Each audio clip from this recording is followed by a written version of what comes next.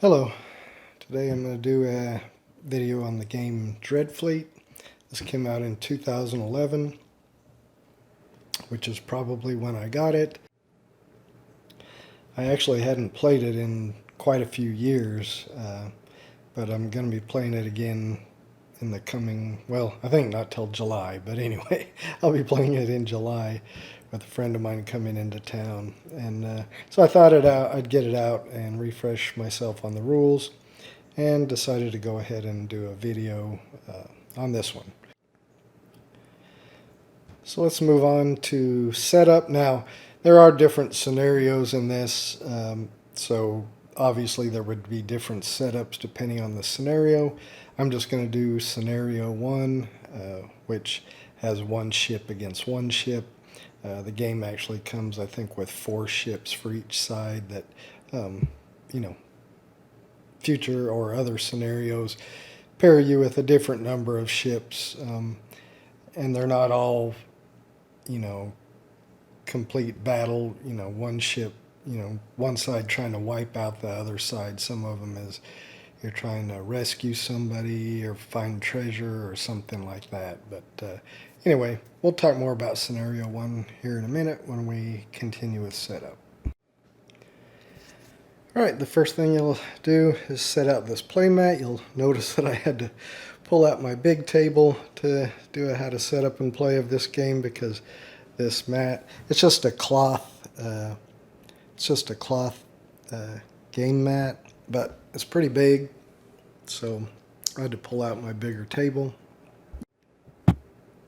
After you've chosen your scenario, and as I mentioned, we're going to do scenario 1, players will choose a side. You can either be the Dreadfleet, which is kind of like the undead, monster kind of guys, and then the Grand Alliance, which are like the human pirate type of people. So each player will choose a side.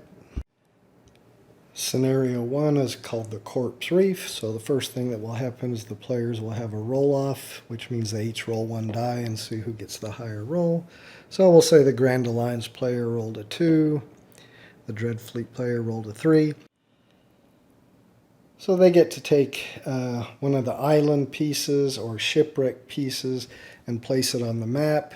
And then once they place a piece, then the other player will get to place a piece, and they'll take turns placing all the island and shipwreck pieces, which there are 12 of them.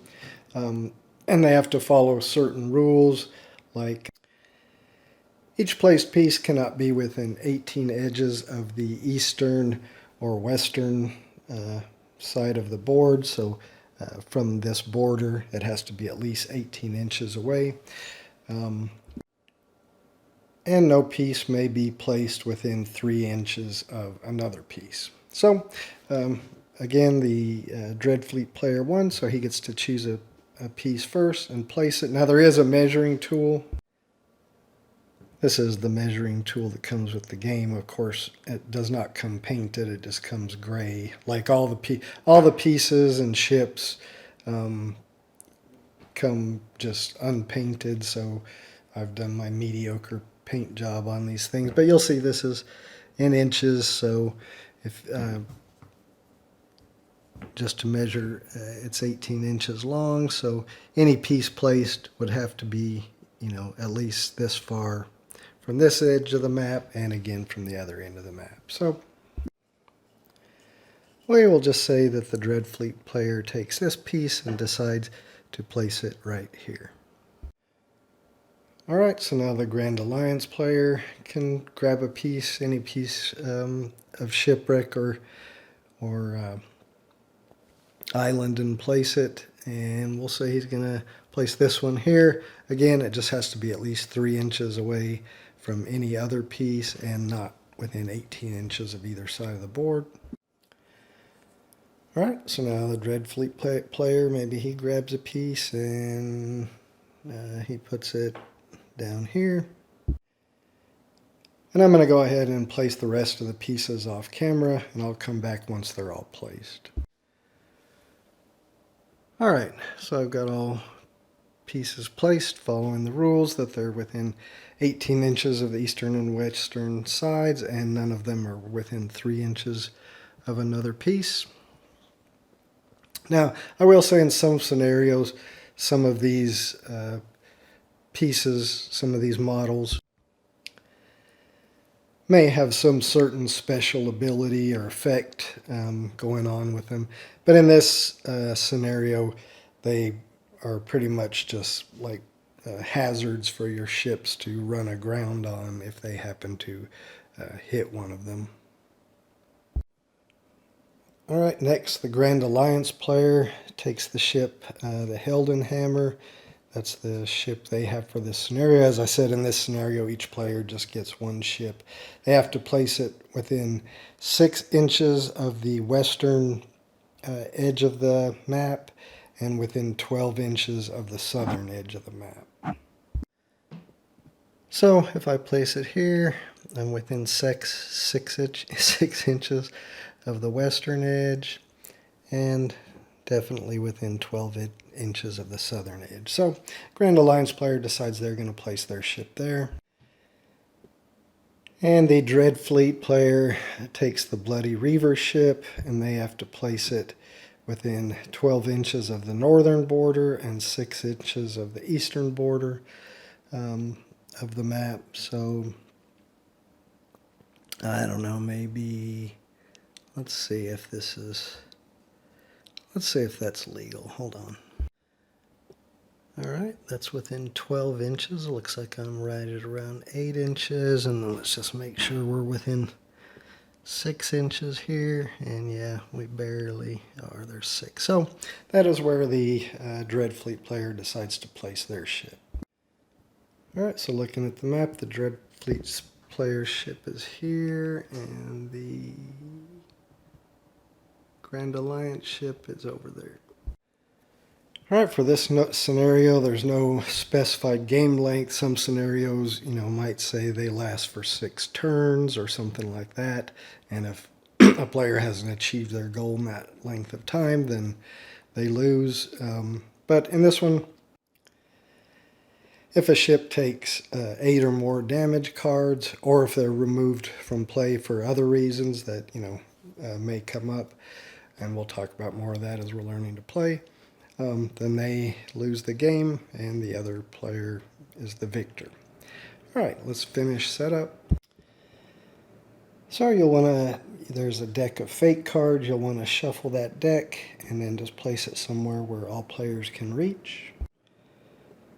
There is a deck of damage cards that you'll want to shuffle up and place that again in an area of the board where all players can reach. You'll have some other decks of cards that don't require shuffling. You have auxiliary cards, and we'll talk about if those may or may not come into play. You have wound cards and at anchor cards. Again, these don't need to be shuffled. You just set them somewhere near the board. Place your dice somewhere near the play area. The players will take the warship card or cards that correspond to the ships they have in play. Currently, we're only playing with one ship each in this scenario, so the Grand Alliance player will take the Heldenhammer warship card, and it kind of has some of its stats and special abilities of both the ship and the captain. And the Dreadfleet player will take the warship card for their ship as well. So here's the one for the Bloody Reaver that the Dreadfleet player will take. Each player will also take a set of 5 order cards and put them in their play area. We'll talk more about what those orders are here in a little bit. And these are the order cards for the Grand Alliance player.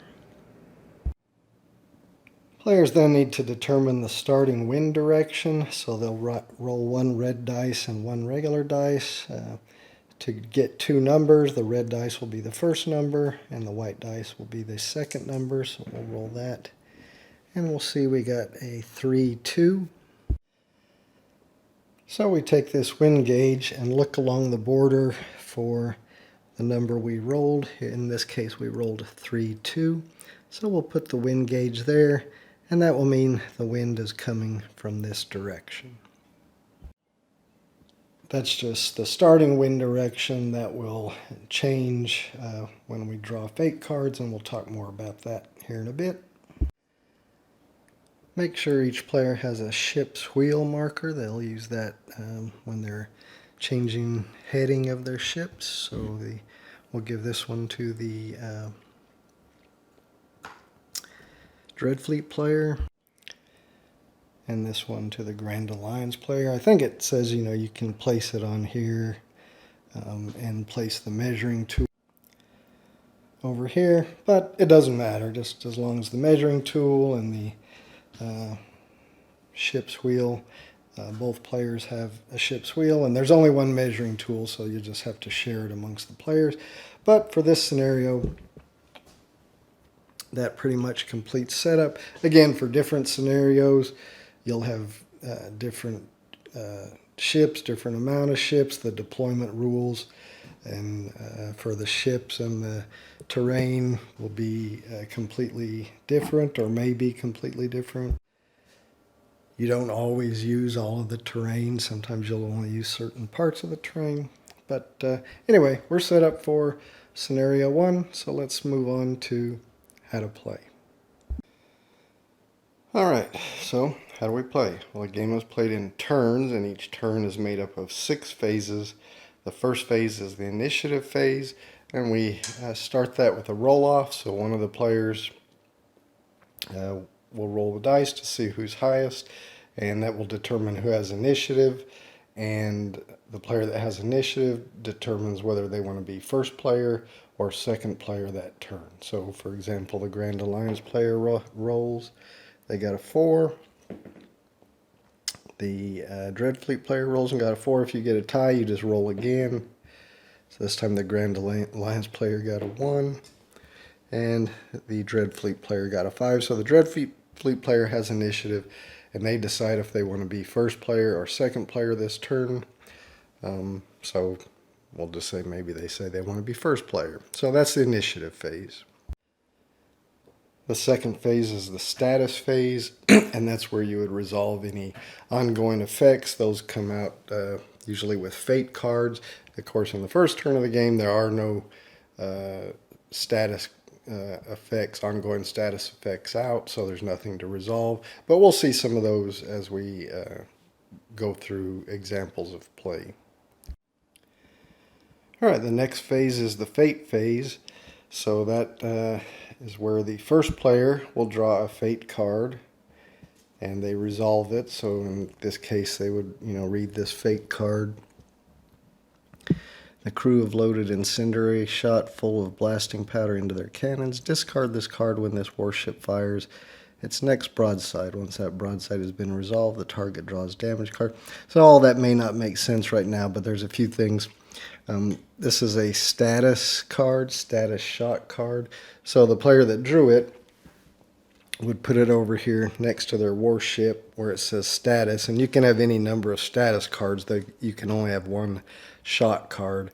So they would use this when they're firing their next broadside. But there's another icon we would have to look at right now. So after you draw a fate card and resolve it, you then look at this icon, and it tells you a direction to move the wind gauge. So this shows to move the wind gauge 2 markers anti-clockwise. So you would move the wind gauge 1, 2. And after the first player draws and resolves a fate card, then the second player draws and resolves a fate card. And they would do the same thing, resolve whatever the text is on the card. Some fate cards, are like this one, and they're a status card and go to the player's warship that drew it. Some fate cards may say they remain in play and they have some ongoing effect, and usually those are the ones you resolve in the status phase that I talked about earlier. So they just may have various effects. They may bring out some kind of sea monster or something like that. But you always, after you resolve the text, then you resolve the wind gauge. And some of them, you may, you resolve it and then you discard it and it goes right away into the discard pile. So it just depends on what the text says for that. some fake cards may have text that corresponds to a specific ship that may or may not be in play, or so if you get a fake card that corresponds to something that you can't fulfill, like because it's for a specific ship or captain that's not in play, then usually those cards at the bottom in bold, they have the text BR, which means brief respite. So if you get a card like that where it's not one that can be resolved and it says BR in bold at the bottom, brief respite, then you get to issue a free repair order to one of your ships, and we'll talk about repair orders later when we talk about orders.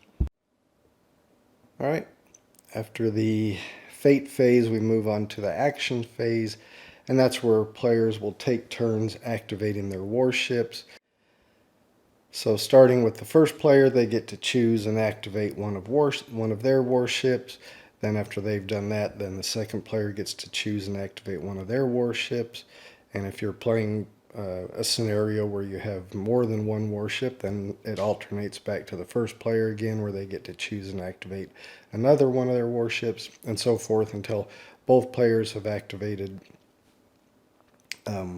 all their warships in the actions phase. So let's talk about what happens when a player activates a warship.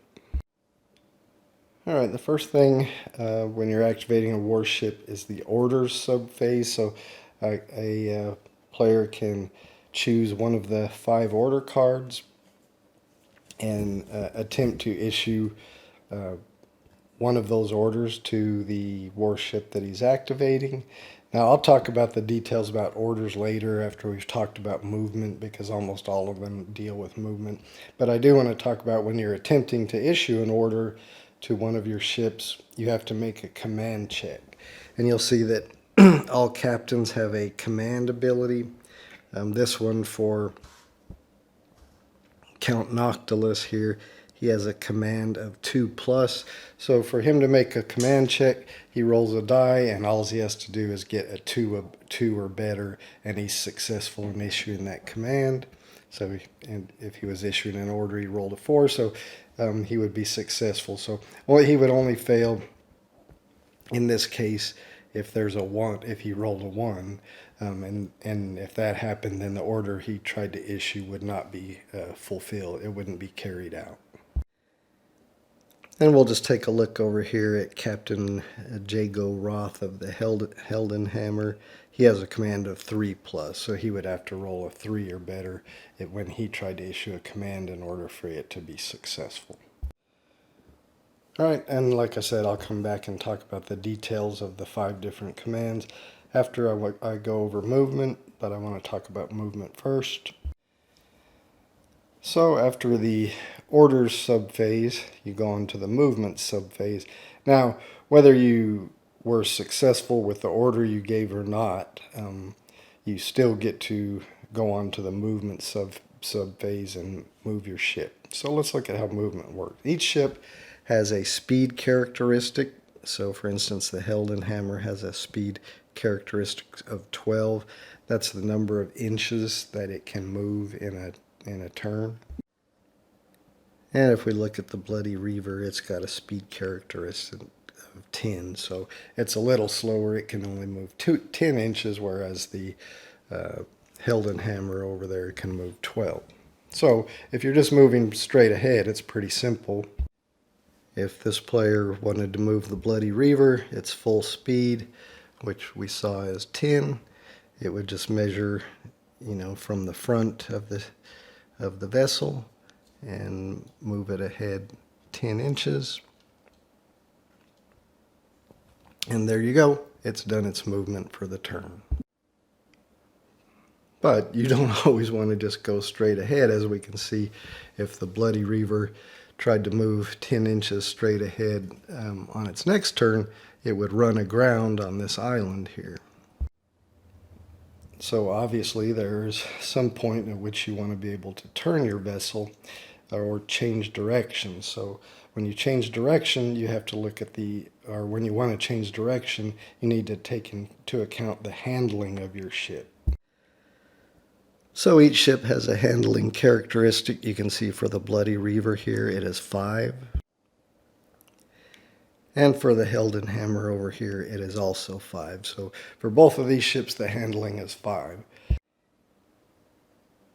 And what that is the number of inches that your ship must move forward in a straight line before it can change direction. So these ships are large ships, at least the Heldenhammer and the Bloody Reaver, and so they can't just turn on a dime. They've got to move a certain amount in one direction before they can turn.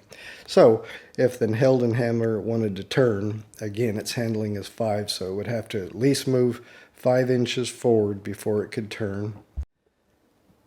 So we would take it and measure from the front to the front, so it's moved 5 inches forward. Now, because it's reached its handling statistic, it can go ahead and make a turn at this point and then continue and move the rest of its speed if it wants to. So let's show how we make a turn. So to make a turn, we use the ship's wheel. If you want to turn to port, you place the ship's wheel alongside your ship like so, and then you just simply turn it like so, and now it's made a 45-degree turn, which is all it can make at one time normally.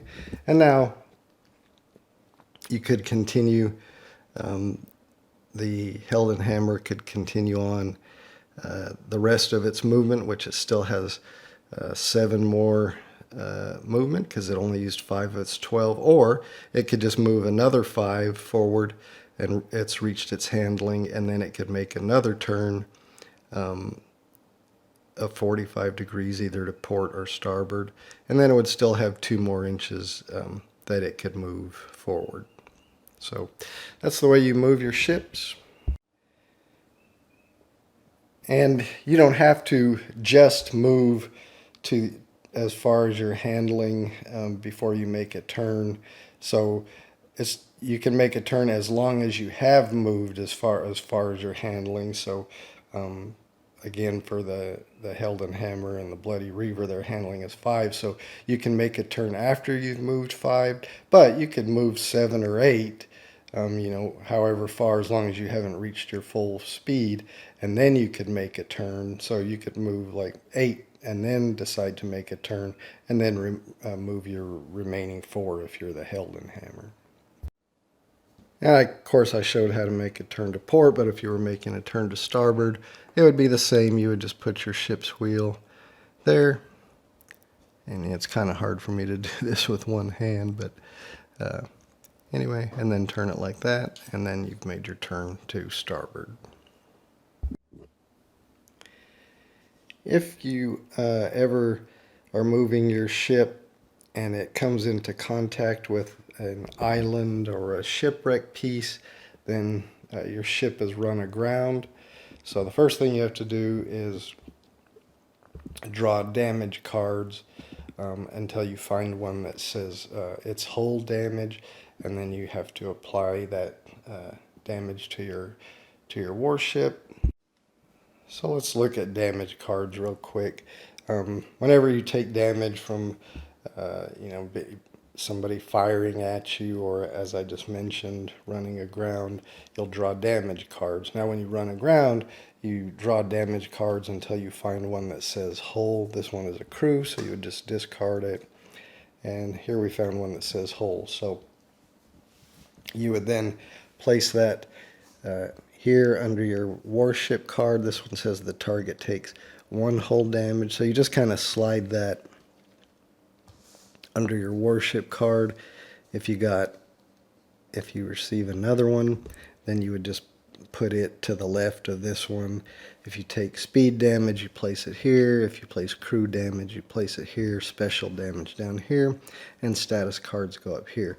But you now have 1 hull damage, so normally your hull starts at 6, but when you have one hull damage, then that reduces that by 1.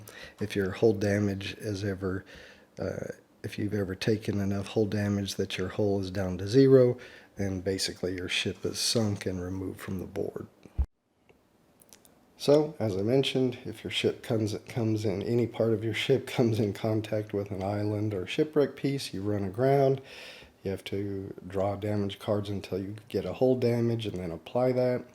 And then you are stuck there. You can't move any further until on that warship's next activation in its movement phase, it can attempt what's called escape jeopardy. So to escape jeopardy on that warship's next movement subphase, instead of moving, it tries to escape jeopardy. And to do that, you really just make a command check with a -1 penalty to the roll. So if the Heldenhammer here was run aground here and it's trying to escape jeopardy, we know that the captain of this ship has a command modifier of 3.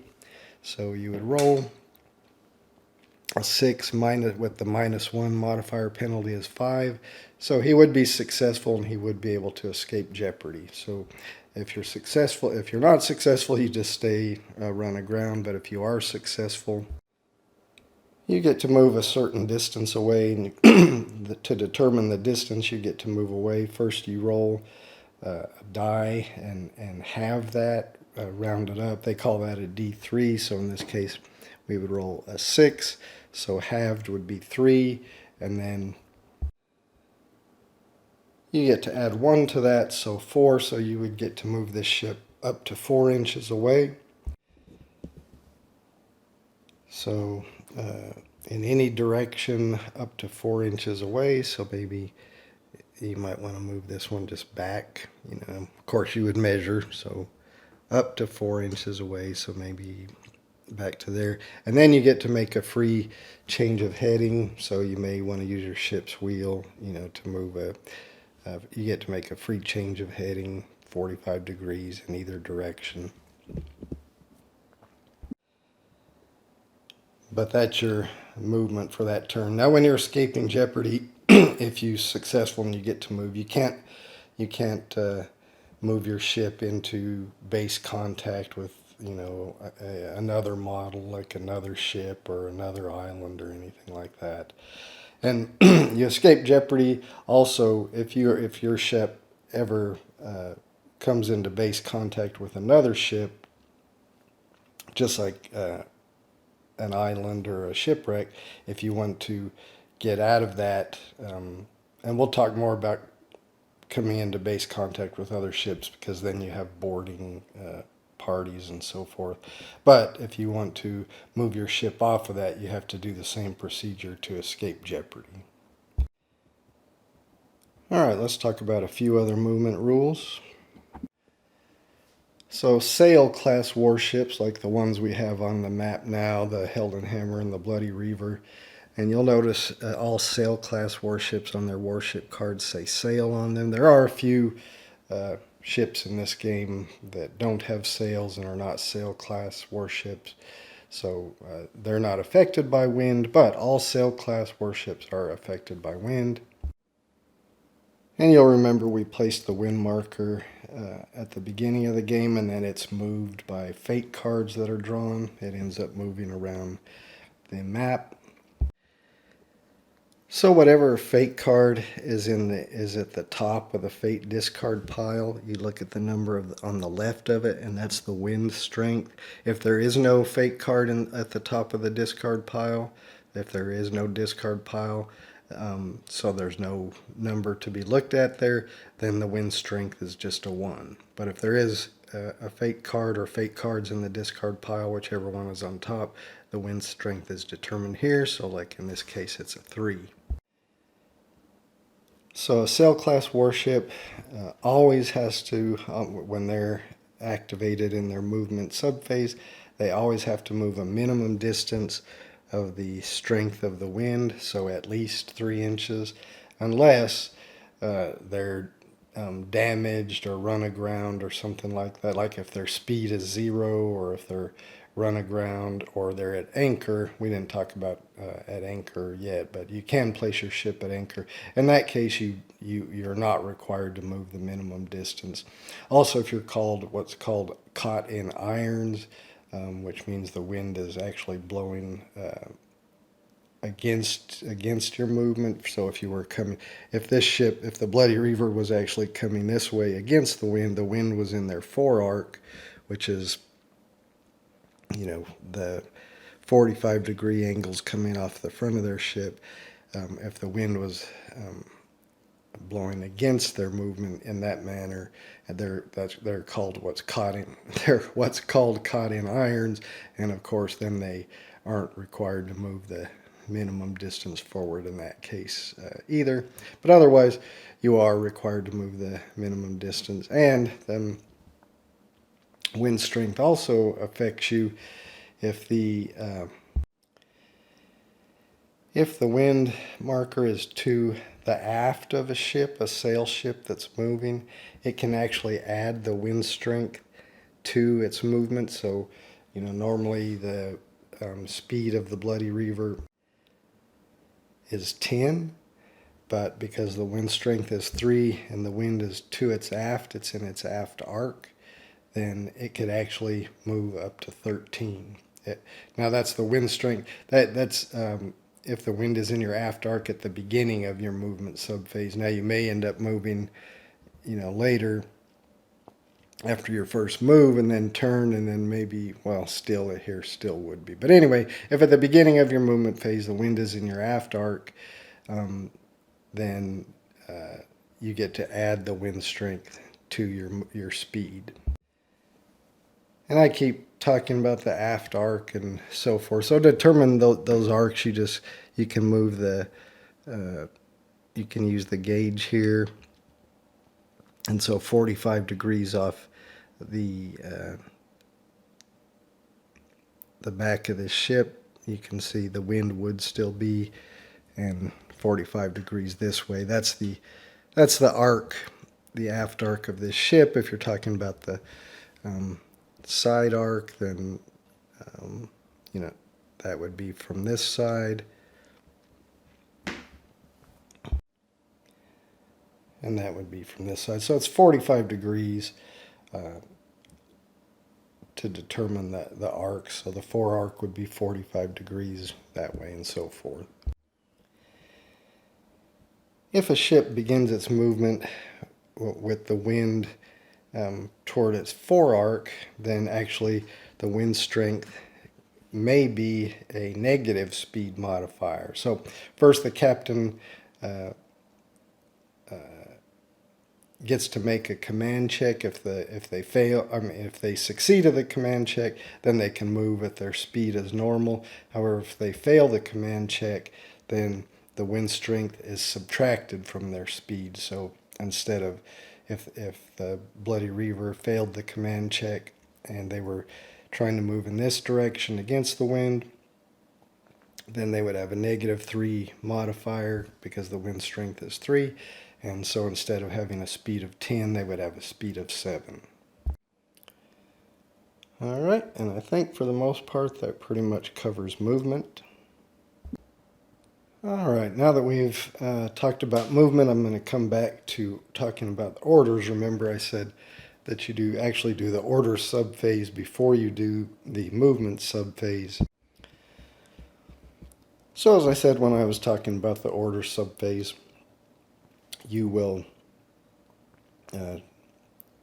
choose one of your order cards for the ship that you're activating that turn, place it down, declare you're activating it to your opponent. Then you have to make a command check to see if you actually pass the command check.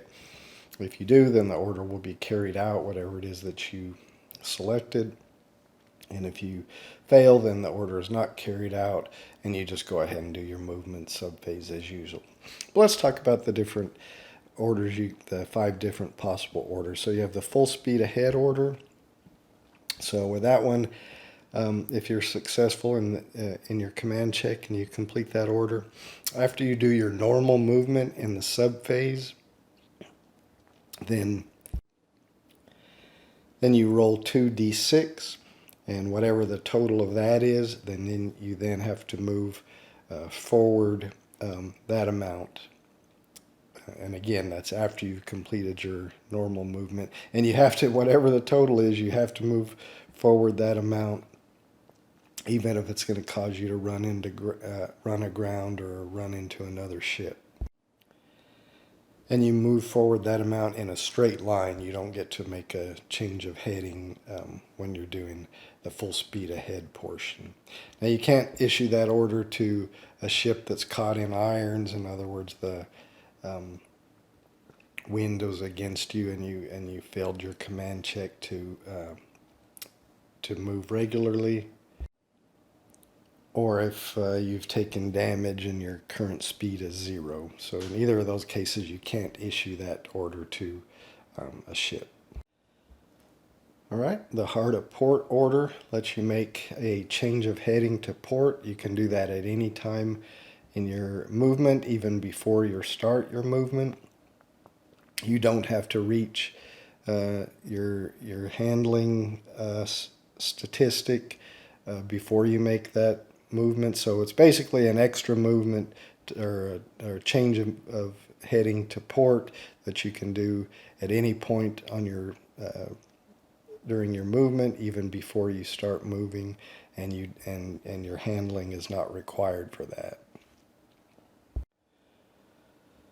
The hard at starboard is the exact same, only it's to starboard instead of to port. The fire as she bears order, when that's applied to a warship, that order stays with that warship until they use it,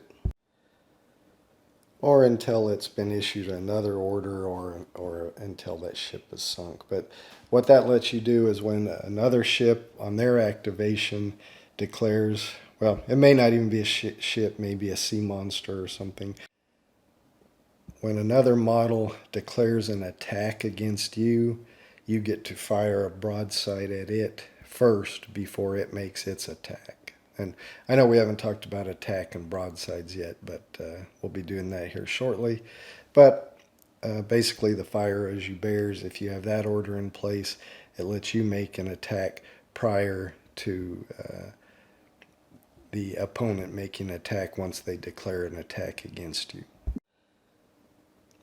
And finally, the repair order, if you successfully issue that order, you resolve it at the beginning of your movement subphase, and that lets you basically remove a damage. So you can remove one either hull damage card or speed damage card or special or crew, or if you have a set ablaze card, which we haven't talked about that, but some effect may set you ablaze, and you can remove one of those with the repair order. All right, and that pretty much covers the 5 orders. So after the movement subphase, we move on to the broadside subphase. All right, so to fire a broadside, first you have to make sure you have line of sight to your target, and for that you just have to be able to draw a straight line from the body of your ship to the body of your target, and as long as nothing is blocking it, then you have line of sight. So for instance, this ship obviously has line of sight to this ship. However, if this ship was on the other side of this island, then even though you could see the sails of this ship, you can't see the body of it, so you have no line of sight to that ship. So it's usually pretty obvious if you have line of sight or not. And of course, warships can only fire from their broadside, so 45-degree angles off of their bases. So your target has to be in your firing arc or arc of sight. For instance, if the Bloody Reaver was up here, then obviously the Helden Hammer could not fire on it because it's not in its arc of sight there. Now, of course, the Bloody Reaver would be able to fire on their turn on the Heldenhammer if it was still here.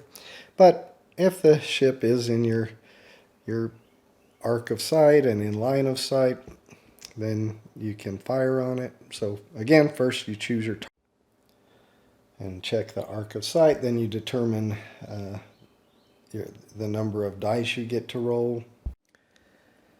So each ship has a broadside statistic. So for instance here the Heldenhammer has a broadside statistic of 6. So that's how many dice it would get to roll. Now of course sometimes damage that you take can lower that amount, so you may get to roll a lower number of dice if you've taken damage that lowered your broadside total. There's also sometimes where you might only be taking a partial shot. So for instance, if the Bloody Reaver was here and the Heldenhammer was here, they have line of sight to it because from their body of their ship they can see the body of the Bloody Reaver. But you also have to determine if the target is even partially obscured, and you do that by checking lines from the corners of the firing ship's base to the nearest corners of the target's base. So if I use this little laser thing, for example, you would look from here to here and then from here to here. So because that line crosses that island, then that target is partially obscured. You know, this one, uh-oh, my battery might be going out on this thing. This one is not, but this one is partially obscured. So if your target is even partially obscured like this, then your broadside amount is halved. So instead of 6 for the Heldenhammer, their broadside would only be 3 because this target is partially obscured. Now, if the Bloody Reaver was here and the Heldenhammer's here, then obviously there's nothing obscuring it, so they would get their full 6 again. But you also subtract any modifiers from damage, and the same if it's partially blocked and you have to have your broadside. So for the Heldenhammer from 6 to 3, plus if he had some damage, he might have to lower that even more. But for our example here, we'll just say there's nothing obscuring, so they get their full broadside of 6. Next, you need to determine what your 2-hit roll would be when you're rolling your broadside dice. So if the target is from 0 to 6 inches away, good lord. All right, let's try this again. If your target is from 0 to 6 inches away, which this one is a little over 7 inches away, but from 0 to 6 inches you hit on a 4+. From 6 to 12 inches, like we are in this case, where you measure from the nearest part of the base to the nearest part of your target base, so this one's a little over 7 inches. So from 6 to 12 inches, you hit on a 5+. And from 12 to 18 inches, you hit on a 6+, and you can't fire on something that's over 18 inches away. It's just too far. But for our example here, we're 7 inches away, so we hit on a 5+.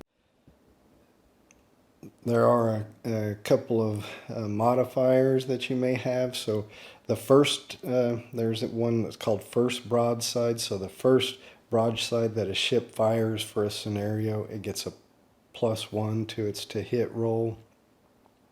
And also if you're the majority of your target that you're firing on, if the majority of the target you're firing on is you're firing at its fore-arc or its aft-arc, then that's called raking fire, and you get a +1 modifier for that as well.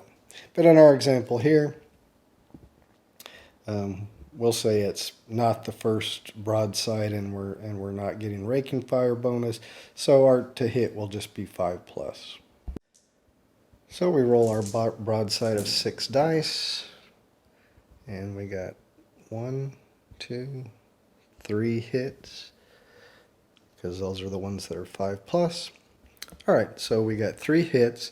Then the target gets to make armor saves. So for each hit you got, the target gets to make an armor save.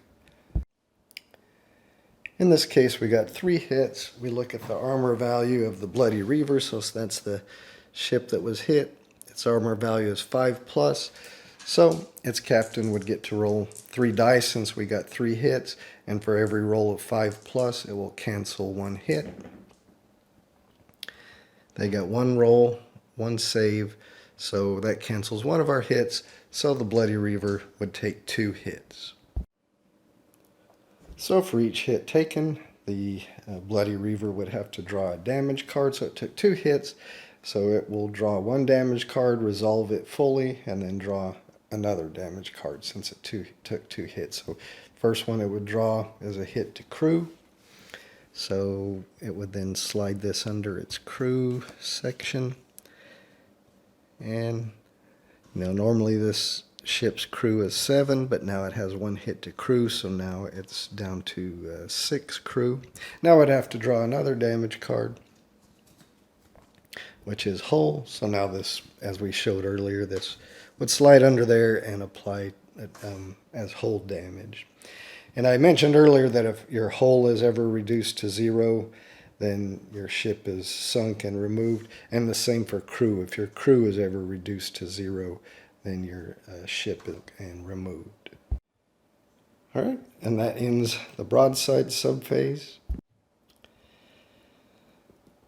So then you move on to the boarding action subphase, and that only takes place if your ship is in base contact with another ship. So if, for instance, this ship had moved like this, then they would have done their broadside subphase where they could have fired on this ship since they're at very close range and their side arc is facing that ship. And then because they are in base contact, they would move on to the boarding action subphase. So the first thing that happens as a boarding action is the captains will fight a duel. So you'll look at each captain's swashbuckling value and they will roll that many dice. So in this case, the Heldenhammer's captain, Jago Roth, has a swashbuckling of 3, so he would roll 3 dice. Each roll of 5 or 6 counts as a victory. So he rolled 1, 5, so that counts as 1 victory. So now the other captain would roll. So Count Noctilus over here has a swashbuckling of 5, so he gets to roll 5 dice. And he rolled 3 victories, so he... well, actually 4 victories, so 4 compared to the 1 of Jago Roth over there. He has more victories, so Jago Roth would have to take a wound. Now, if both players roll the same amount of victories, then they each have to take a wound. But in this case, the Count Noctilus rolled more victories, so Jago Roth would have to take a wound. So when you take a wound, the first time you take a wound card. You take a wound card and slide it under your ship and just put flesh wound visible, and you'll show it has one. It has a penalty that says captain's command checks suffer a -1 modifier. Now the next time you're in a duel, if you suffer another wound, you would move it up, and then you have both of these penalties. So flesh wound, you get a -1 modifier to command checks, and your swashbuckling is reduced by 1. If in the future you take another wound, you have another negative effect. And finally, if you take a 4th wound, your captain is mortally wounded. He's basically dead. And so in the future, you fail all command checks, can't participate in duels, and can no longer use the captain's special ability. Okay, so that's the first part of a boarding action, is the captains will fight a duel and one or both will take a wound. So now you'll fight the boarding action by rolling a number of dice depending on what your crew is. So the Heldenhammer starts with 6. Of course, if you've taken crew damage, that could be lower. But you'll roll a number of dice equal to your crew. The opponent will roll a number of dice equal to their crew. Each roll of 5 or 6 counts as a victory, and whichever rolls highest. Whichever player rolls the least amount of victories must take a number of damage cards equal to the difference in the number of victories. So, example, if the Heldenhammer player rolled 4 victories and the Bloody Reaver player rolled 2 victories, that means rolls of 5 or 6. Then the Bloody Reaver player will have lost the boarding action, so they would have to draw a number of damage cards equal to the difference in victories. So 2 from 4, they would have to draw 2 damage cards. Now if the players roll an equal number of victories, then they each have to draw 1 damage card. Now there are some circumstances where you might have multiple ships all touching bases, and so there's some other rules for multiple ships involved in a boarding party I'm not going to go over that here, but it's very similar. Once you've completed your boarding action sub-phase, then that pretty much ends that warship's activation, and then your opponent gets to activate one of their ships and do all the same actions with that warship that we just talked about, which is order, movement, broadside, and boarding actions. And again, of course, only boarding actions happen if ships are in base contact, and broadsides only happen if a ship is able to fire on another ship. And so you'll go back and forth until all warships have been activated. Then you'll go to the end of turn phase, or just end phase, in which you'll check for victory if you've met the victory condition. There may be some scenarios may have other end phase things that happen, like a ship may enter the map or something like that. So it just depends on the scenario. And after the end phase, then you start a new turn. So that's pretty much it. I think I'll set back up and we'll go through a few example turns. All right, one other thing to talk about is most warships, most of the larger warships, can deploy what's called an auxiliary. So depending on the ship, they can deploy a different kind of auxiliary. The Bloody Reaver and the Heldenhammer can deploy what are called cogs. And for instance, this is one from the Grand Alliance. It's basically a little ship. And when they deploy them, then you also put out a cog auxiliary card that has the statistics for that. This says it's a small but robust cog is deployed, ready to join the battle. And then you can issue orders to that. When you're taking turns issuing orders to your warships, you can also issue orders, or I mean, not when you're issuing orders, but when you're taking actions with your warships, you can take actions with a cog. They have a speed, a hull, a crew, different things. You'll see that it has no broadside, no handling, so it can just move in any direction. You wouldn't probably deploy any in this mission because, as you can see, it has no broadside. It can't attack. But they're used some other scenarios. They're used for collecting treasure or rescuing allies or something like that that's in a certain scenario. So anyway, you can deploy these during your movement phase, and I'm not really going to go into any more details about that right now, but I just wanted to mention that there are these cogs or auxiliaries. Some of the other ships can put out, different ships or different auxiliaries that aren't called cogs. But anyway, just thought I'd mention that real quick. All right, I've got everything set back up. I've got my ships in their starting area. So first thing we do is initiative. So the Heldenhammer player will roll. They got a 5. Bloody Reaver player rolls. They got a 4. So the Heldenhammer player or Grand Alliance player decides if they want to be first or second player. They decide that they want to be first. So now we would go to the status phase. There's no cards in the status phase since it's the first turn of the game, so we go to the fate phase. Alright, so the Heldenhammer captain gets to draw a fate card. They got this stop malingering the alien crew or whip back into action. If there is a warship that has suffered more crew damage than any other warship, it may discard 1 crew damage card. Since that is not the case, you could use the brief respite. You see it's got the BR there in bold to issue 1 repair order if you wanted to. Of course, it's the beginning of the game, so neither of these ships need a repair order either. So you would just discard this, but it does show that you would move the wind gauge 3 counterclockwise. So 1, 2, 3. And now the other ship player would then also draw a fate card. And they got this one. Randomly select a warship from a fleet with the most warships in play. If both fleets have the same number, randomly select a warship. So we'll randomly select on a 1 to 3, it's the Heldenhammer. On a 4 to 6, it's the Bloody Reaver. Alright, 1 to 3, this is going to be the Heldenhammer.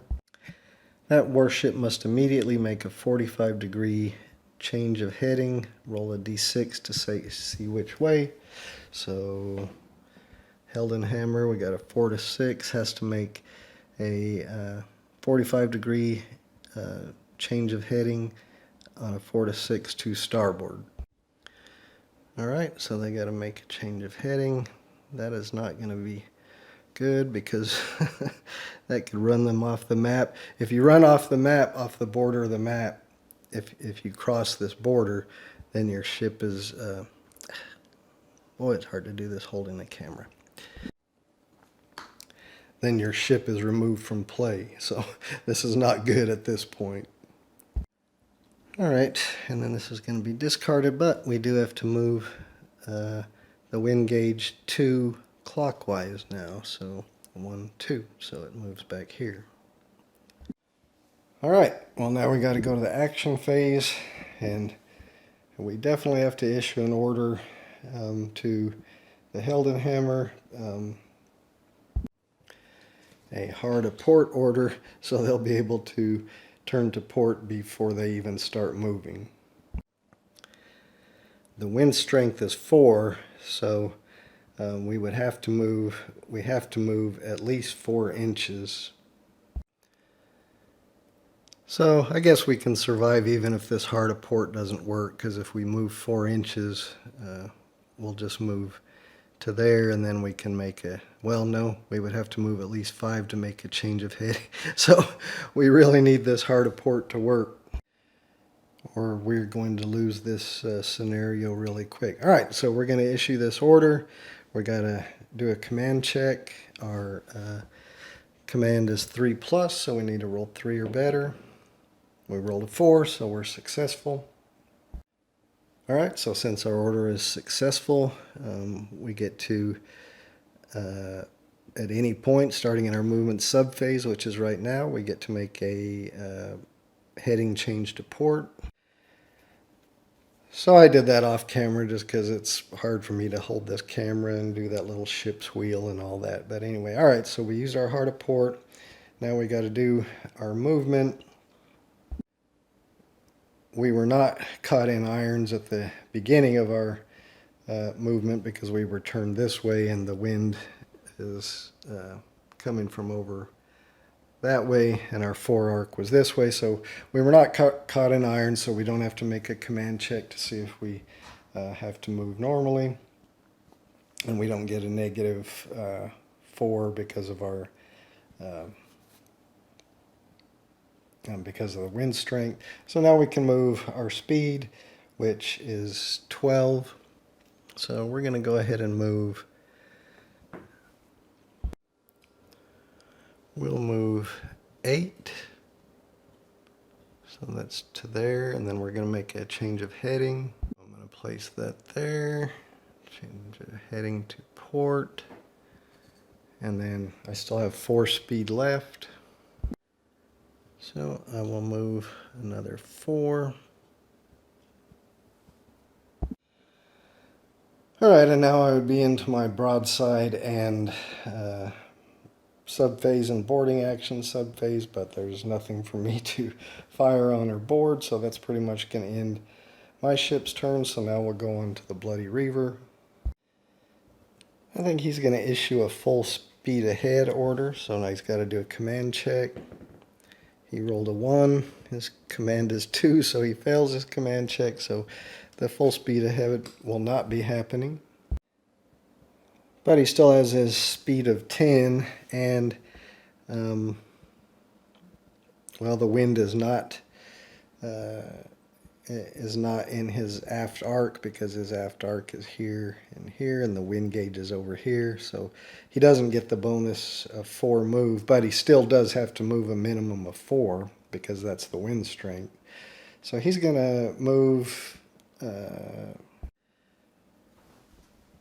His handling is 5, so he's going to go ahead and move 5 and then make a turn. Okay, I just did the turn off camera, and then now he's going to move another 5. So he will move to there. Alright, and of course he can't do a boarding action or a broadside because there's nothing. So I'm going to do, I think I'll do the next movement, well, now we go to the end phase. There's nothing to do at end phase.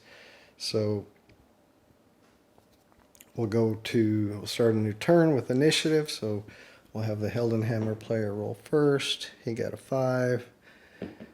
The Bloody Reaver rolls a 1, so the Heldenhammer player or Grand Alliance player decides if they want to be first player. They decide they do. There's no status card effects in the status phase, so we'll go ahead and do the fate. Alright, he draws this one, Sea Sirens. Out from the corpse coral comes a haunting song that lures those who hear it to their doom. Randomly select a Grand Alliance warship. Well, we've only got one, the Heldenhammer. That warship's captain must make a command check. If he fails, his warship draws damage cards until it draws a crew damage card, applying it and discarding the rest. Alright, so we know his command is 3. He's going to make a command check. He passes, so he doesn't have to do that. But we do need to move the wind gauge 4 clockwise, so that's going to be 1, 2, 3, 4. Alright, now the other player has to draw their fate card. Warp Storm, if the Scabrous is in play, that's another ship, it's not in play, then it ends. So anyway, so this player, since they can't do this because the Scabrous isn't in play, they get the BR, which is the brief respite, so they could do a repair order. Now, when you get the free repair order, you still got to do the command check to see if you can do it. But he's not damaged. He doesn't need to do a free repair order, so he'll just discard this. And then the wind gauge is going to move 6 clockwise. All right, so 6 clockwise. So 1, 2, 3, 4, 5, 6. So now the wind gauge is way over there. And the wind strength is 2. Alright, so now we move on to the action phase with the first player going first. So he could issue an order if he wanted to. I don't think he needs to issue an order at this point. So the Heldenhammer is just going to move. Their speed is still 12. With the wind gauge being over here, it's neither in their aft arc or fore arc, so they're not caught in irons. They're not going to get a bonus to speed. They do have to move at least 2, since that is the wind strength. but they plan on moving further than that anyway. So I think it's kind of, sometimes this measuring tool's a little long and gets in the way. I think he's going to move 9, and then he's going to make a change of heading. Remember, he only has to move, at least 5 before he can make a change of heading. He's going to turn to starboard. All right. And then, what I moved 9, so he still has 3 left he can move of his speed of 12. So let me get this laid out. Oh, Lord. All right, so still 3 left. So he moves to there. All right, that's going to end his movement. The wind gauge is in the forearc. Let me zoom that out. The wind gauge is in the forearc of the Bloody Reaver, so they do have to do a command check to make sure that they can move without penalty, being caught in irons. They rolled a 3, his command is 2, so they get to move normally. Alright, I did the Bloody Reaver's move off camera. He moved forward 5, then he did a heading change to starboard and moved forward another 5, so this is where he ended up. Still, he can't fire, but it looks like the next turn we may be able to fire. So nothing to do in the end phase, so that's the end of turn. We start a new turn, rolling for initiative. Heldenhammer rolls 5. And the Bloody Reaver rolls 6, so he gets to decide if he wants to be first player. He does. We still don't have anything to do in the status phase, so now we go to the fate phase. So the Bloody Reaver player will draw this card. Lector Laszlo's fires. The mast and rigging of the warships are suddenly illuminated by crackling discharge of raw magic. Roll a d6 for each sail class warship. On a roll of 1 to 3, the warship must draw damage cards until it draws a speed damage card, applying it and discarding the rest.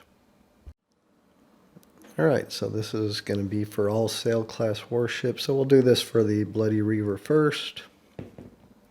They roll a 4, so they don't have to do any damage cards, and now we'll do it for the Heldenhammer. They rolled a 5, so they don't have to do any damage cards. And the wind does not change, or the wind gauge. Alright, but now the Heldenhammer will draw their fate card. The Bone Hydra rises. Place the Bone Hydra auxiliary card in play. So we'll get its card out. We'll see it says the Bone Hydra is a malevolent multi-headed sea predator that has rotted down to skulls and bones. Now we go back to our fate card.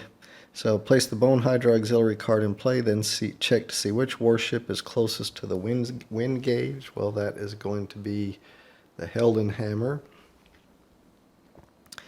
That warship's opponent places the Bone Hydra 1 inch Bone Hydra model 1 inch from that warship.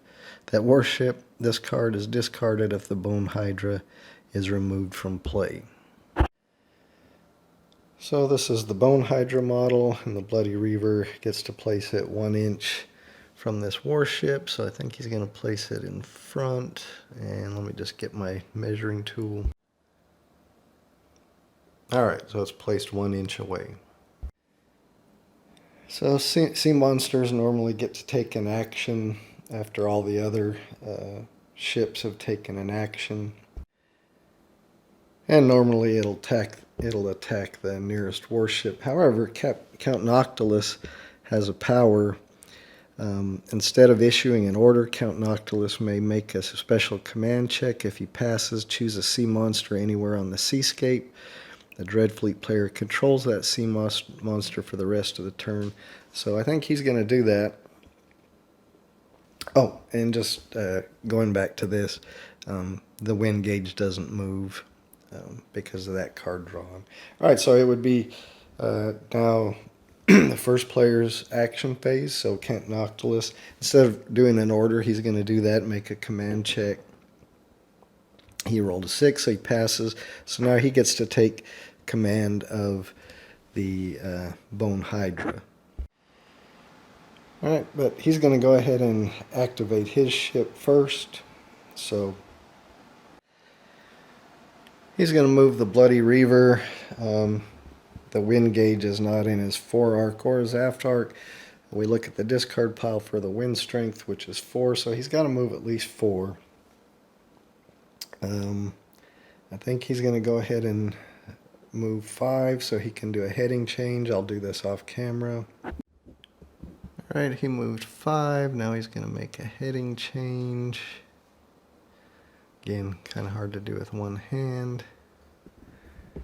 And I don't think he's going to be able to get his broadside in to proper. But he moved forward another 3. But no, I don't think he can fire his broadside. So now it's the Heldenhammer's turn to activate. But you know, he's got to move forward before he can turn, so he's going to really have no choice but to go ahead and move and collide with this sea monster. So that's going to end his movement. But he has this special ability, the ship, the Heldenhammer's steam-powered figurehead, which can be seen here. It's got this big hammer on the top of it. May be used against an enemy warship in base contact. It can also be used against an auxiliary, provided the majority of the target's warship base is in the Heldenhammer's fore-arc, which it is. At the end of the Heldenhammer's movement subphase, which we've just ended, roll a d6 minus 1.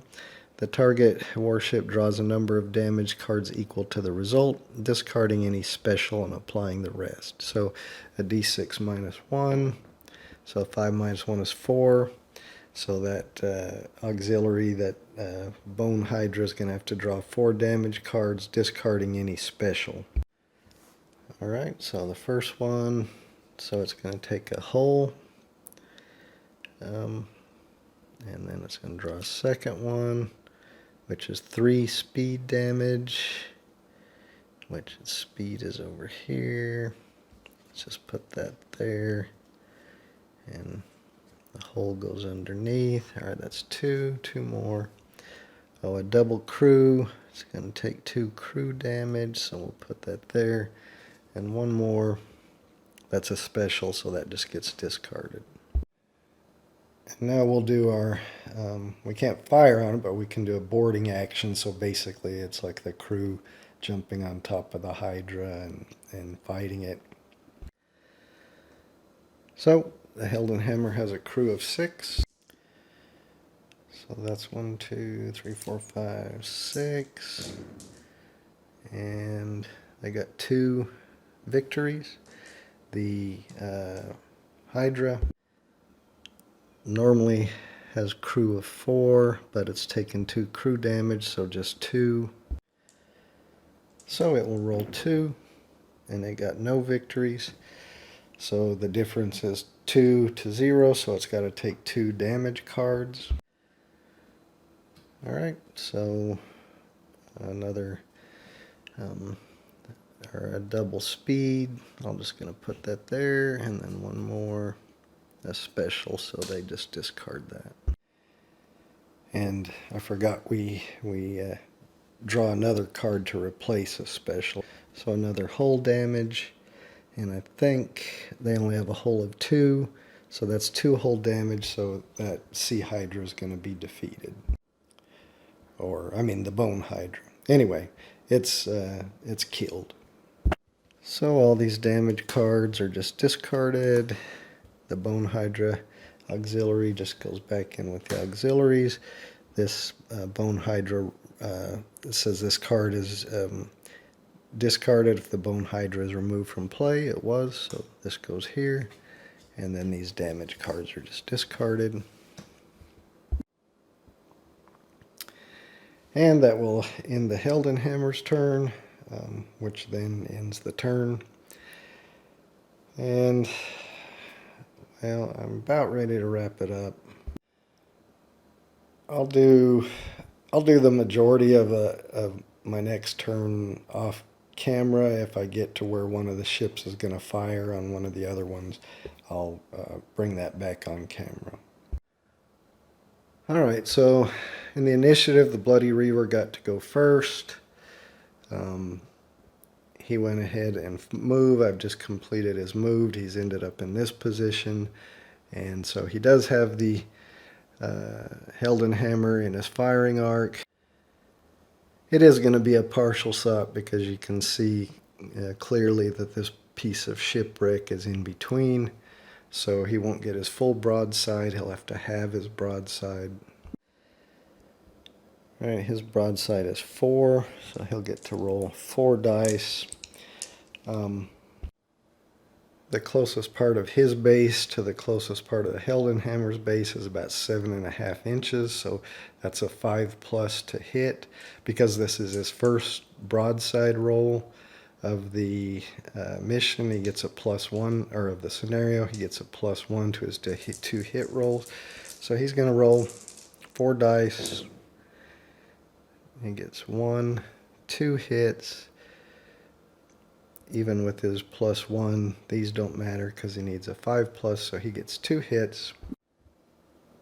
The Heldenhammer has an armor of 5+, so he gets to roll 2 to see if he saves any of those hits.